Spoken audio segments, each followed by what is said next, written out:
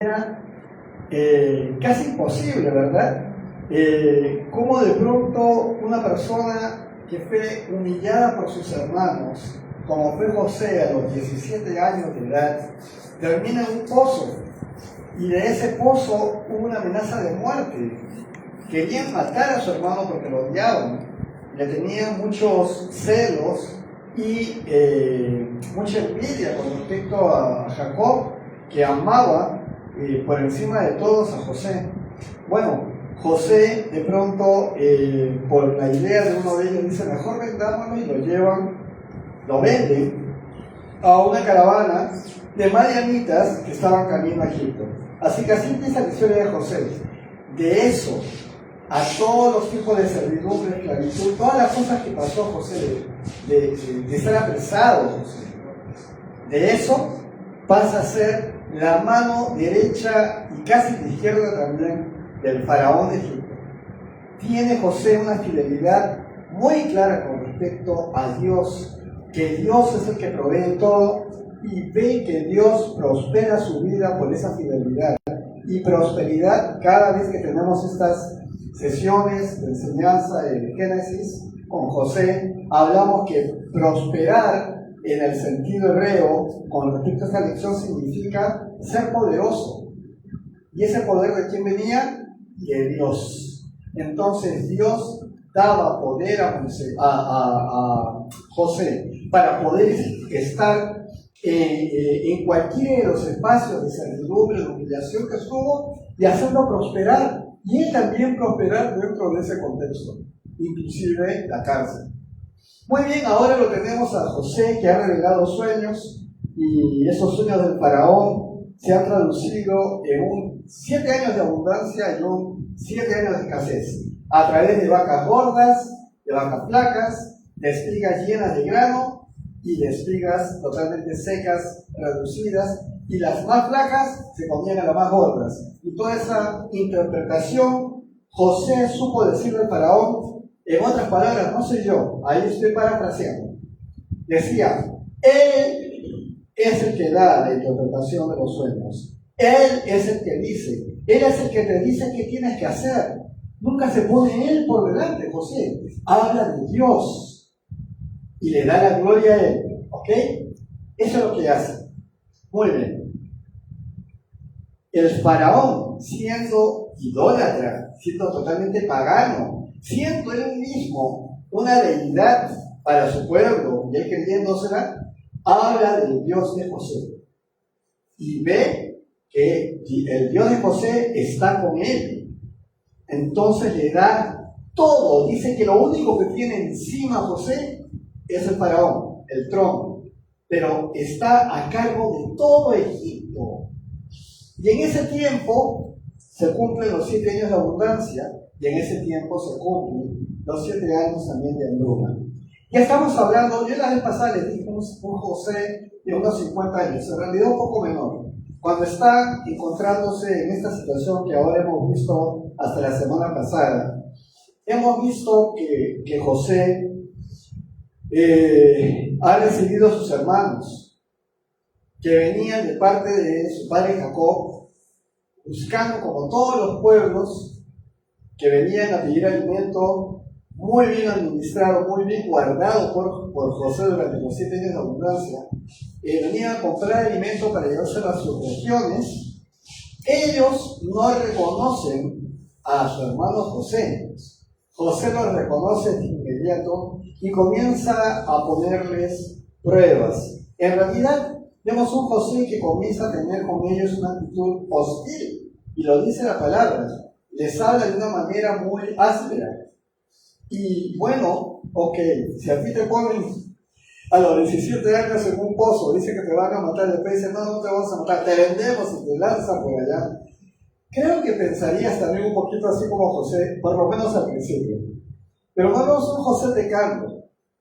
Vemos a un José que está pensando: y ahora, Señor, ¿qué voy a hacer? Los tengo aquí, delante, a mis hermanos. Y todos los sentimientos de José comienzan a moverse. Así que él hace una pequeña actuación y les dice: yo creo que ustedes son espías. Ustedes han venido por un camino para ver nuestras partes vulnerables y vienen acá como espías. Y cuando ellos se defienden, mencionan que ellos son enviados por su padre, que es un buen hombre, muy recto, que ellos también lo son. Ya hemos visto que los hijos de José, de Jacob, no eran hombres muy rectos, ¿no? Hemos hecho un repaso de todas las acciones que habían cometido antes. Pero hablan entonces de que tienen un hermano menor llamado Benjamín y otro, algo así como que ya se murió, desapareció. Y ellos no saben, ¿no? Tampoco saben. Muy bien, pasan todas esas cosas y José dice, ustedes son espías. Así que primero los pone presos durante 3 días, pensando en mandar solamente a uno para que traiga a Benjamín, a ese hermano menor que dicen que tiene, como una prueba de que están diciendo la verdad. Pero después de 3 días, José cambia y dice, váyanse todos y déjenme solamente a uno, Simeón. Claro, si lo ves bien, el camino sí era peligroso. Entonces, si mandaba solamente a uno, pues posiblemente le podía pasar algo en el camino. Ese es un pensamiento, es un comentario, no es una cosa que sea dicha en la Biblia. Pero vamos a darnos cabo si podría hacer eso. Lo cierto es que todos los hermanos van y se llevan la comida, se llevan los granos de trigo, todas las cosas, pero secretamente le ponen en los sacos, por orden de José, sin que ellos se den cuenta, el dinero que habían llevado con el que habían pagado el alimento, lo meten en los sacos. Ellos están yendo desde su padre, Jacob, a llevarles el alimento, pero también a decirles tenemos que volver, porque Simeón, tu hijo, está allá y llevando a Benjamín, y nos va a creer ese hombre que nos ha hablado tan serio, que está a cargo de todo. Así que el papá no los deja llevarse a Benjamín. Como que el papá dice, miren todo esto contra mí, del mal que me están haciendo. Me han perdido a José y ahora me van a perder a Benjamín. Todas esas cosas pasan. Y lo que hacen es, y eso es lo que viene a ser la entrada de este capítulo, consumen todo lo que han llevado poco a poco hasta que ya se va acabando. En esa parte del historia estamos. ¿Cuánto tiempo ha pasado desde que llegaron? Comieron toda la provisión. Y hasta el capítulo 43 no lo tengo claro. Lo cierto es que Simeón ha estado preso todo ese tiempo allá. ¿Ya? Eso es lo que yo estoy viendo. Miren, el capítulo 43 nos muestra, quiero que lo entiendan bien ahora que lo vayamos a leer, una etapa que es profunda en la historia de José y en la historia de los hermanos de José. Por supuesto de su papá también, pero el 43 habla de José y de sus hermanos. Dios está tratando, miren, con las conciencias de los hermanos, está tratando con los miedos y con los corazones, incluyendo el de José, que es amo y señor de la situación, pero es el hermano menor de todos ellos, excepto de Benjamín, ¿no? Entonces están luchando con sus sentimientos y con cuántas cosas más, tantos años de servidumbre y de golpes. Entonces, acá hay una manera que el pastor Chuck Smith enseñaba respecto a esto, diciendo que Dios obra silenciosamente aun cuando no somos conscientes de ello. Dios nunca deja de actuar y de ir haciendo su obra. La obra de Dios se va a hacer sí o sí. Cuando pensamos nosotros que algo podemos hacer para detener o cambiar la obra de Dios, estás equivocado, estás equivocada. La obra de Dios se va a hacer de todas maneras. Él está obrando todo el tiempo en tu vida y en la mía. Y fíjate cómo lo hemos separado: conciencias, tus temores y el estado de tu corazón. Estado de gozo, estado de angustia, ¿en qué estado se encuentra ese corazón? En todo el Señor va obrando sin que tú lo veas. Así que vamos a empezar a leer el capítulo 43, los versículos 1 y 2, que dicen así. ¿Hemos orado? Vamos a orar antes de empezar, ¿qué les parece? Ha sido una tremenda introducción, pero sí, es importante que el Señor nos guíe. Señor, te damos gracias Señor, por una nueva noche, un nuevo tiempo viendo tu palabra. La historia de José, Señor, y lo que hiciste a través de él, con su familia, nos muestra el estado de nuestra condición humana, nuestros pecados, pero también nos vemos involucrados totalmente en esa gracia que nos has dado, Señor, y que permite que personas como esa familia tan complicada como era la familia de Jacob, empezando por Jacob, todos los hijos y sus acciones, sus malas decisiones, y José mismo ahora, quien se perfila como una persona tan limpia dentro de su condición humana, tan recta y tan próspera por ti, pero luchando también con sus sentimientos. Guíanos, Señor, en este tiempo. Guíanos en esta lectura, te lo pido en nombre de tu Hijo Jesús. Amén y amén. El hambre dominaba en la tierra, así que al consumirse todo el trigo que habían llevado de Egipto, su padre les dijo. Y antes de seguir, ¿qué cosa pasó entonces? El hambre estaba presente, recuerden que eran 7 años, pero ellos ya habían consumido todo el trigo. Así que, siendo 10 hermanos que habían regresado con todas estas cargas de trigo, pues han pasado bastantes días. ¿Qué cosa les dijo su padre? Les dijo, regresen a Egipto y compren algo de alimento para nosotros. Jacob estaba preocupado por la comida, obviamente se le estaba acabando. No solamente eran los hijos, eran las familias de sus hijos y toda la servidumbre y todos los animales y todo lo que tenían. Así que Jacob estaba preocupado y les dice eso. Entonces estamos viendo aquí que el hambre obliga a tomar decisiones. Cuando uno está en circunstancias complicadas y te pones al filo, tienes que tomar una decisión. Te empuja a tomar una decisión. Dios usa la necesidad, apunta a eso si puedes. Dios usa la necesidad para empujarnos a obedecer y confrontar asuntos que tenemos pendientes, cosas no resueltas. La necesidad nos lleva a tomar decisiones sobre esas cosas. En realidad creo que todos tenemos cosas pendientes que queremos resolver. Y seguramente el día que ya estemos por cerrar nuestros ojos, si realmente has llevado una vida totalmente en relación con el Señor, le vas a decir, Señor, hasta aquí llegué, te entrego estas cosas para que no sean carga para mi familia, lo que no he podido resolver, lo pongo en tus manos, ¿no? Pero entonces la necesidad te empuja a solucionar asuntos pendientes. Vamos a ver qué nos dice el capítulo 3 al capítulo 10. Aquí aparece uno de los hijos, Judá. Judá es aquel que había dicho matar a José, ¿no? Había estado él en ese complot. Entonces vamos a ver cómo actúa acá Judá.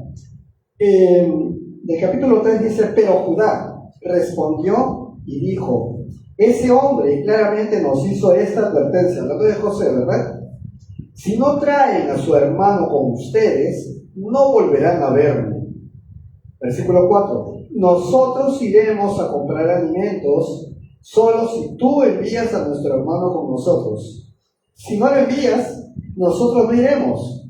Ese hombre claramente nos dijo, si no traen a su hermano con ustedes, no volverán a verme. ¿Qué pasó con Israel, con Jacob? Parece que se hacía un poco, como decimos aquí, un poco loco, ¿verdad? ¿Se olvidó del tema de Benjamín? Yo estoy seguro que no.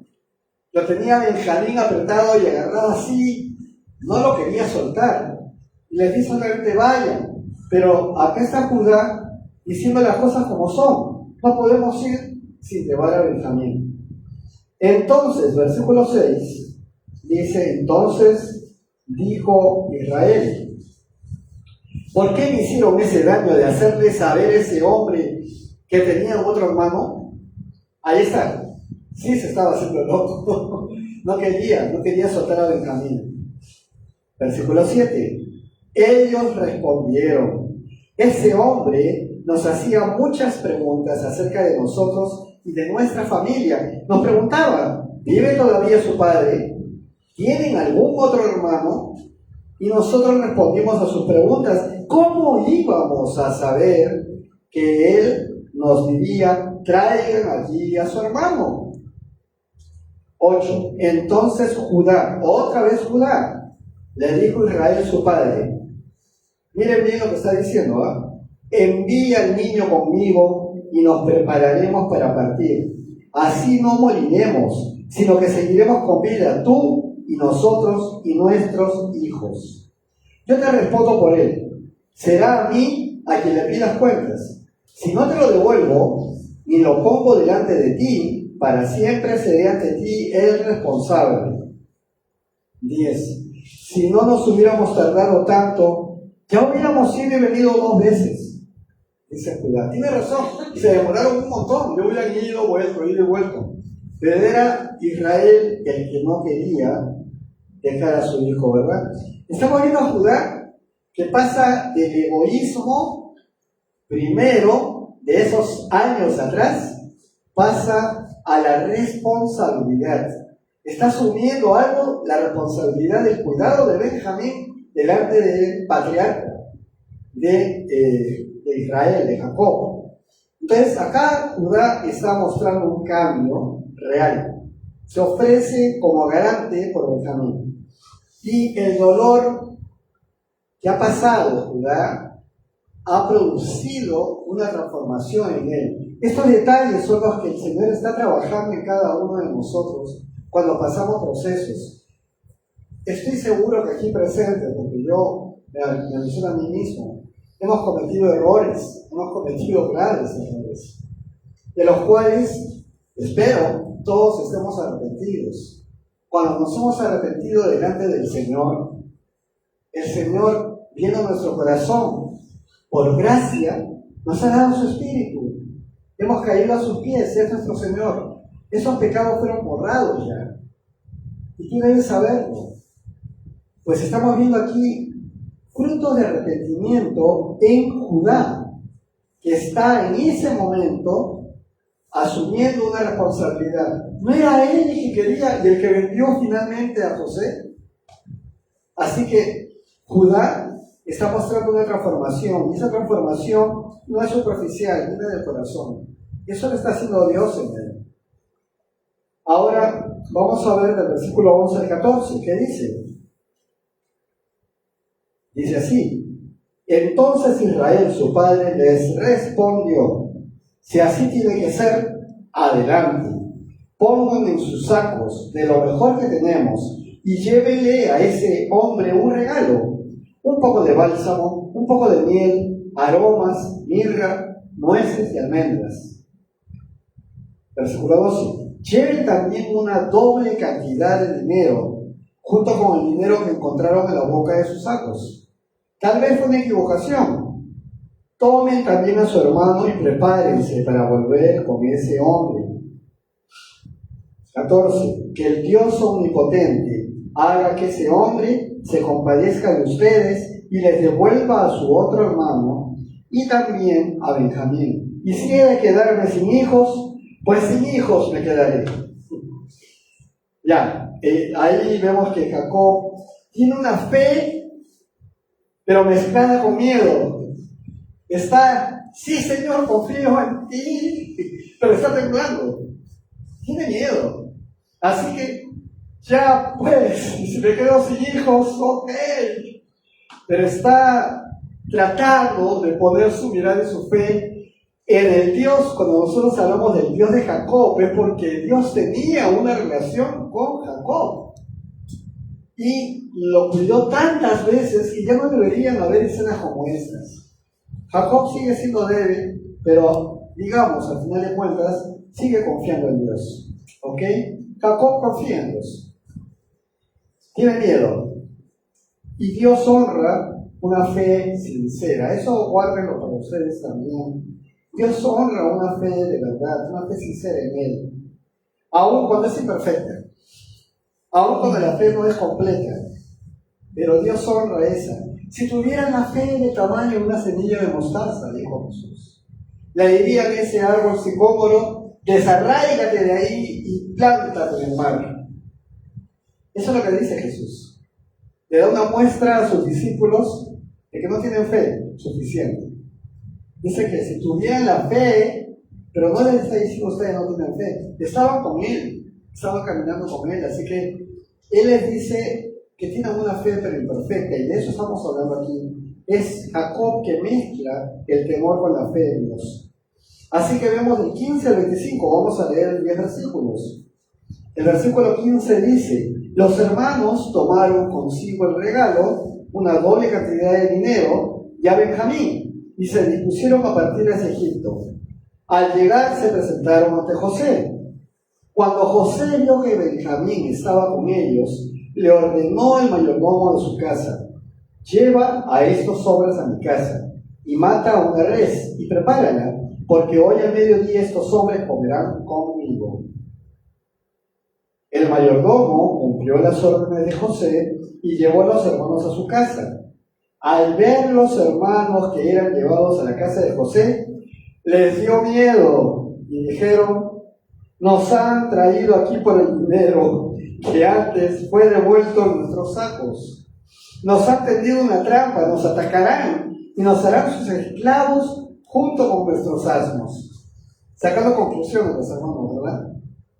Se acercaron entonces al mayordomo de la casa de José y a la entrada de la casa hablaron con él. 20. Le dijeron: ¡ay, Señor nuestro!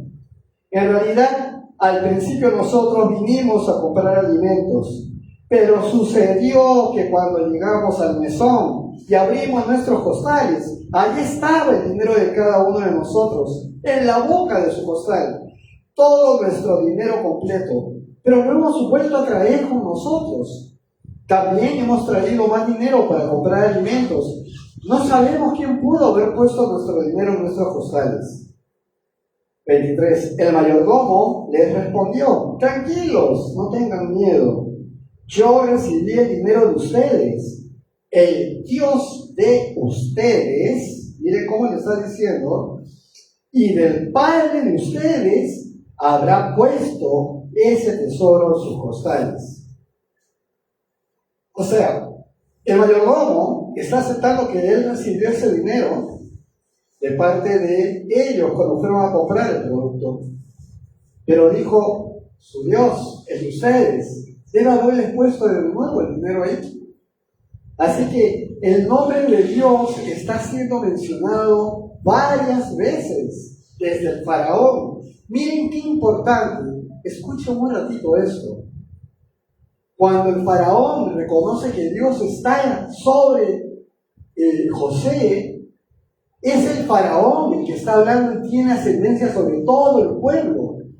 Luego de mencionar esto, pone a José por encima de todo excepto de él y lo lleva y hace que las personas se doblen cuando José pasa su carruaje y lo pone en orden de todo.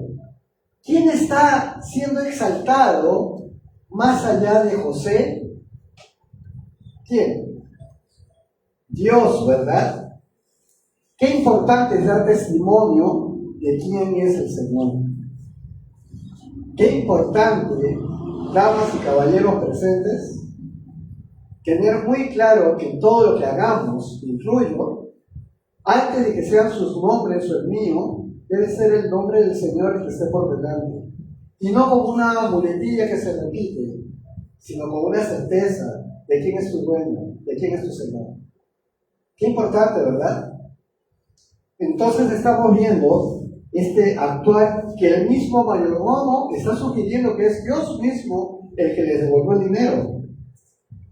Y les entregó a Simeón, por fin, los liberaron al hermano que estaba ahí, espera que lo recojan. Y les entregó a Simeón. 24. Y el mayordomo llevó a los hermanos a la casa de José. Allí les dio agua, y ellos se lavaron los pies, y él dio de comer a los asnos de ellos. Mientras esperaban que José llegara al mediodía, pues habían oído que allí habrían de comer, ellos prepararon el regalo. José está lleno de gracia. ¿Se han dado cuenta? José está lleno de gracia. Está lleno de gracia y está probando su corazón ante Dios. ¿Qué es lo que están viendo ustedes? Ustedes no creo que llevarían a cualquier persona a su casa, ¿verdad? Se supone que estos eran espías, ¿cierto? Los han tenido presos. Y todas las cosas que han ido pasando. Ahora cuando han regresado y han traído a Benjamín, lo dice al mayordomo, llévalo a la casa, tenlo ahí, mata una res, vamos a comer juntos. Y están en ese miedo de qué cosa hará, y el mayordomo da fe por su amo. Y habla de Dios. Y les da tranquilidad, ¿verdad? José tiene un corazón lleno de gracia. Y esto lo estamos viendo en todos estos versículos. José actúa con gracia y sabiduría. Y antes de que haya una restauración completa, damas que están por aquí, sabrán de qué estoy hablando. Cuando alguien está en proceso de restauración, tiene que pasar pruebas. Tienen que pasar pruebas. Cuando estamos en un proceso de algo que ha sido roto por nosotros mismos, tú tienes la culpa, tú tienes la culpa, tú tienes la culpa, y estás en eso y de pronto paras en seco y dices, no podemos seguir así. Esto tiene que terminar en una reconciliación. Hay una negrura, una amargura que está invadiendo nuestra alma. Y debemos parar esto. Entonces, ¿qué es lo primero que viene? El perdón. Pero se tienen que pasar pruebas. Porque es, ya te disculpo, ya lo olvidamos. Eso no es real. Eso no es real. Vamos a volver a lo mismo. Acá estamos viendo que José nos está haciendo pasar por pruebas. Ellos están acudiendo a su conciencia.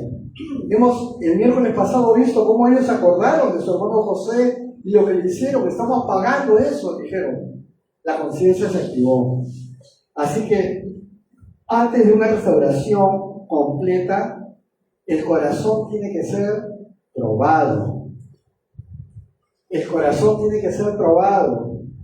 Fíjense, pero ¿por qué Dios permite que las personas, si Él ya sabe que las personas le van a traicionar, ¿por qué les sigue permitiendo que vivan? ¿O por qué les permite que tengan estas cosas? ¿Por qué en los últimos tiempos, a pesar de que Jesús va a reinar y en la tierra y todo va a ser ya sin pecado, ¿por qué Satanás va a ser liberado otra vez? ¿Por qué otra vez una parte de la humanidad va a ponerse en contra de Dios?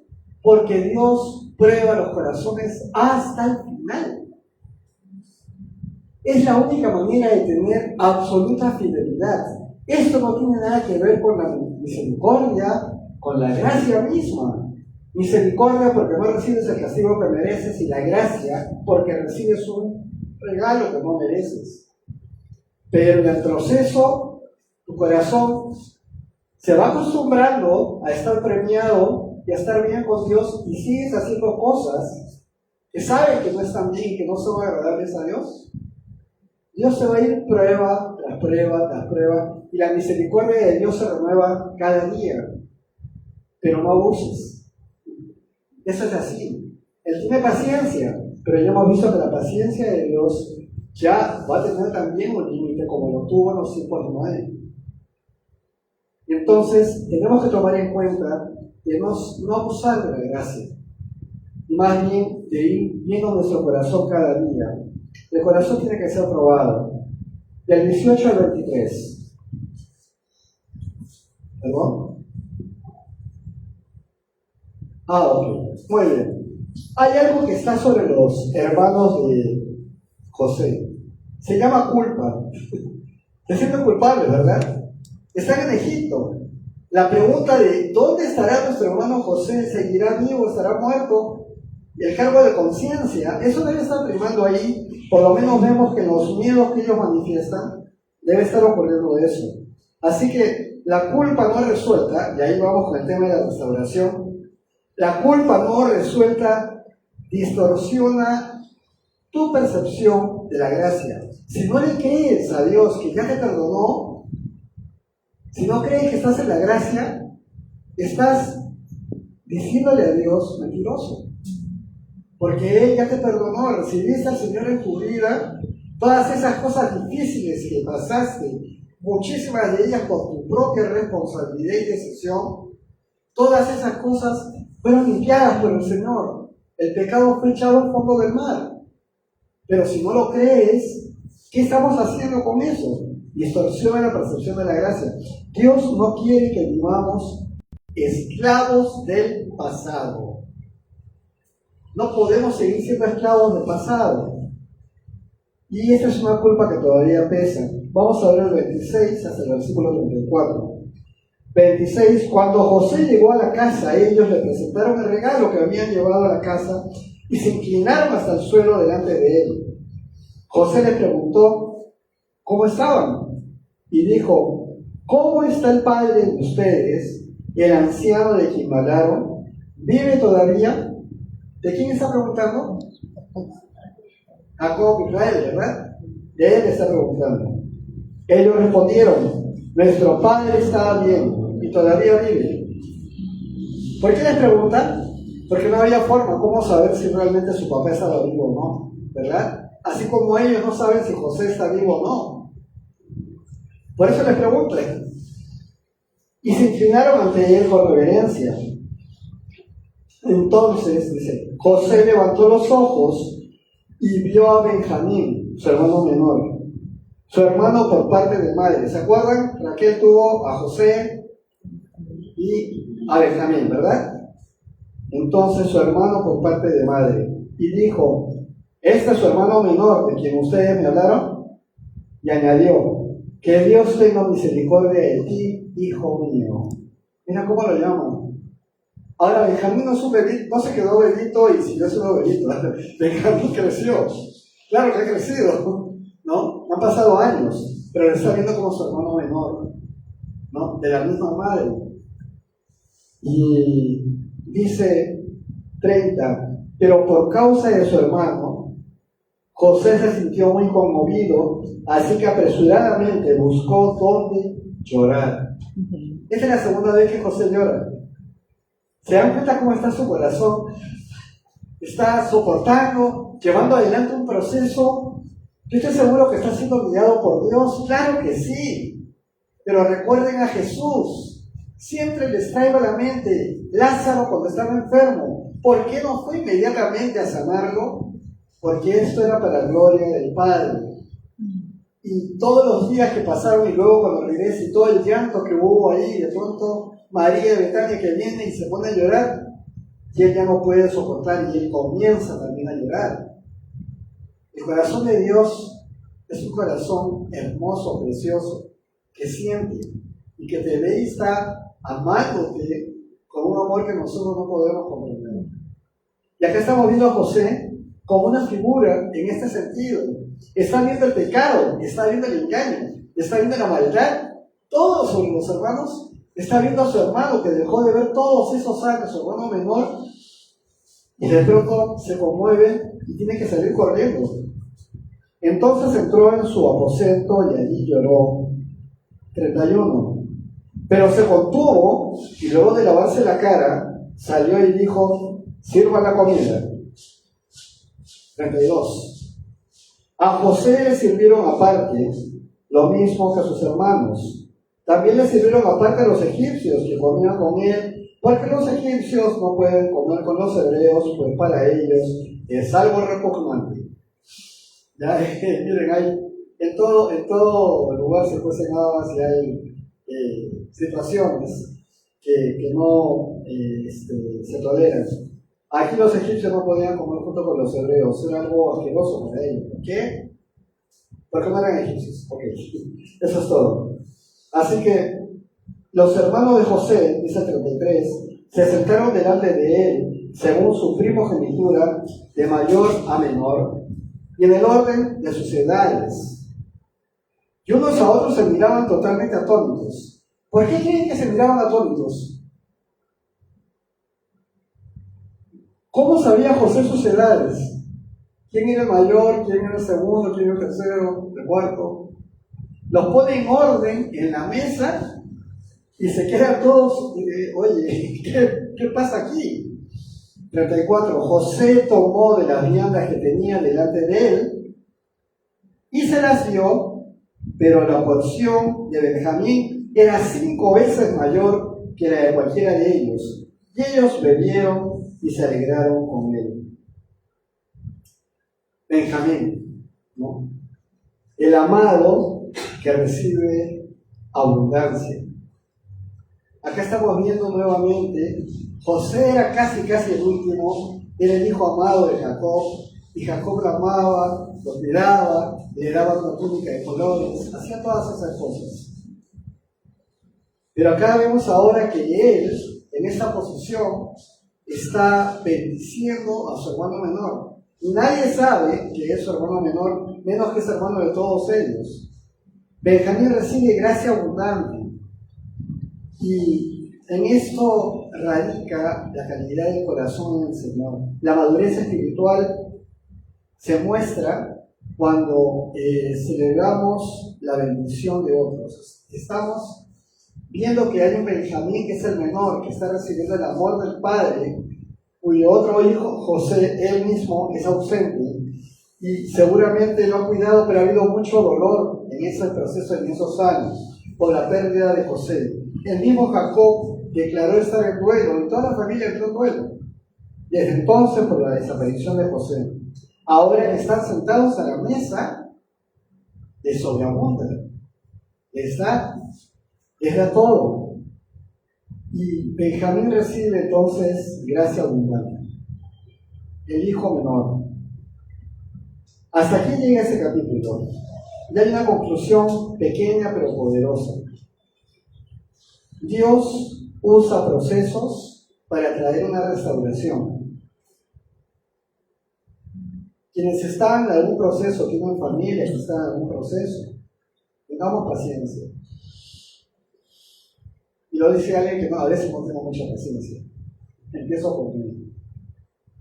Estaba escuchando a un hombre de un grupo evangelístico muy interesante que decía: ¿cómo tratas a tu hijo cuando viene y realmente ha roto todas las reglas y ya la hizo? Así realmente cometió todo lo que podía cometer delante. ¿Por qué me haces esto? ¿Pero cuántas veces, cómo tú has podido hacer algo así? Estaba escuchando eso y decía: más bien piense cómo Dios te ha tratado a ti,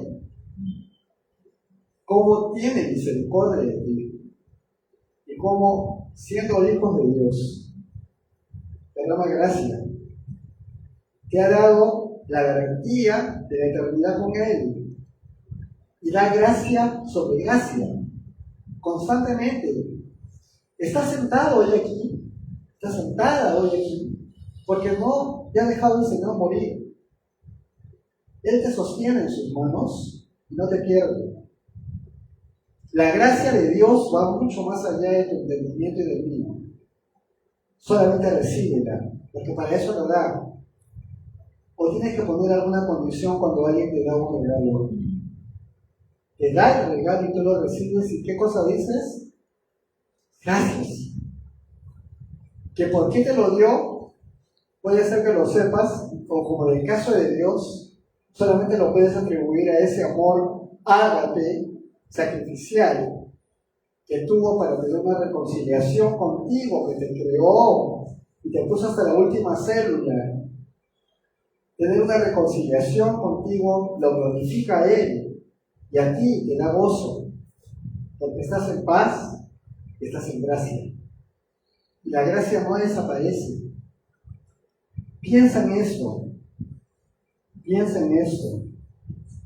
Esos procesos de restauración por lo que estamos pasando, por lo que nuestra familia está pasando, son necesarios y son dolorosos.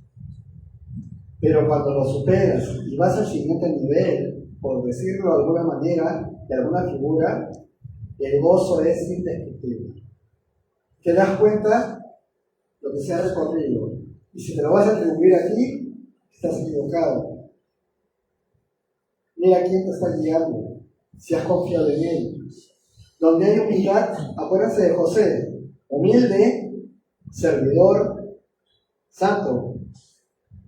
Esas formas de búsqueda de José dan esas 3 características Donde hay humildad, responsabilidad, acuérdense ahora de Judá, este hombre que está siendo transformado, el hijo de Jacob. Donde hay obediencia, estamos viendo que están siendo obedientes. Se les dice algo y lo están cumpliendo, ¿se dan cuenta? Por obligación, como quieras. El que rompió un poco el tema fue el mismo Jacob, porque no quería perder a Benjamín y lo retuvo ahí en su casa a los hijos. Pero están actuando en obediencia. El papá le dice, vayan y van. Lleven y llevan. Traigan y traen. Están actuando en obediencia. ¿Cómo estaban en los tiempos de José a los 17 años? Vayan a pastorear. José iba a ver de parte de su padre, no estaban ahí, estaban en otro lado. Desobedientes. Ya no son así. Y no es porque sean más viejos. No es porque sean más viejos. Humildad, responsabilidad y obediencia es lo que estamos viendo aquí en la actitud. Y en esos aspectos, la gracia siempre va a triunfar en ustedes. Pero ¿cómo esta persona, que la conocía así, cómo puede estar de esta manera? Por gracia. Por gracia. Pero si se ha portado así conmigo o con mi hijo, déjale su momento y su tiempo. Acuérdate de Jesús cuando va con Pedro, y Pedro voltea y dice, ¿y esa qué? Cuando ve a Juan que lo sigue, ¿y tú qué con él? Sígueme tú. Solamente síguelo tú. No mires a los demás. Deja y recibe y disfruta de la gracia de Dios que inunda todo. Eso es lo que está viendo aquí de parte de José a sus hermanos que todavía no saben que son sus hermanos. Espero que esa lección haya sido tan nutrida como para mí. Vamos a ver. Señor, gracias por el ejemplo de José. Gracias por el ejemplo de los hermanos y del mismo Jacob, Señor. Gracias por lo que nos está mostrando el día de hoy. Tener un corazón dispuesto como el que tú tienes para con nosotros, pecadores, maltrechos, pero que hemos caído en gracia. Somos santos porque tú nos has hecho santos, Señor, delante de ti. Nos has dado a tu Hijo, Señor, con tanto amor, y tu Hijo nos guía ahora, donde el Espíritu Santo toma todo lo que es de Él para que podamos tenerlo a Él, llevándonos en luz en este mundo de pecado que está pronto a llegar ya a su fin. Señor, guíanos en lo que queda del día, si permites que podamos abrir nuestros ojos mañana. Oramos por aquellos que no tienen tu palabra, que no la soportan, que no soportan la luz. Oramos por aquellos que están tan cerca de nosotros y sin embargo no entienden lo que nosotros ya entendemos, hemos recibido y conocemos de ti. Guíanos, Señor, en toda sabiduría para poderles hablar con el amor y con la gracia que tú nos has dado, Señor. Lo decimos en tu nombre, Señor Jesús. Amén. Amén. Vamos a cantar al Señor.